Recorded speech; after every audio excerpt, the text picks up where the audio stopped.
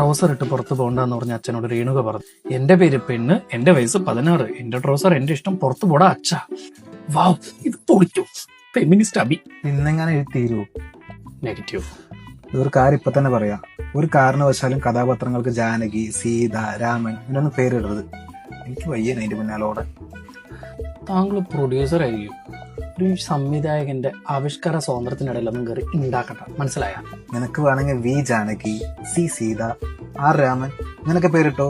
അത്തരം സ്വാതന്ത്ര്യമൊക്കെ ഈ നാട്ടിൽ ഇഷ്ടം പോലെ ഉണ്ട്. ആ, അത് കൊള്ളാം. പിന്നെ നമ്മുടെ പടത്തിലൊരു സുംബ ഡാൻസ് വെച്ചാലോ? ഇത് വെറുതെ എന്നെ കൊണ്ട് ഓരോന്ന് പറയിപ്പിക്കരുത്.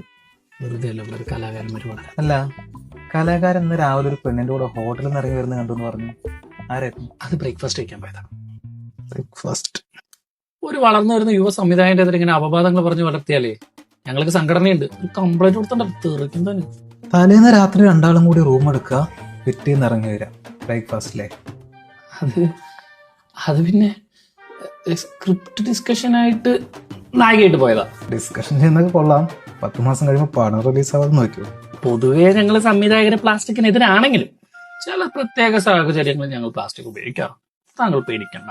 അത് പ്ലാസ്റ്റിക് അല്ല, റബ്ബറാണ്. Is it? സർ, എന്താ ഓഡിഷന് വരാൻ പറഞ്ഞു. ഓ, ആക്ടർ.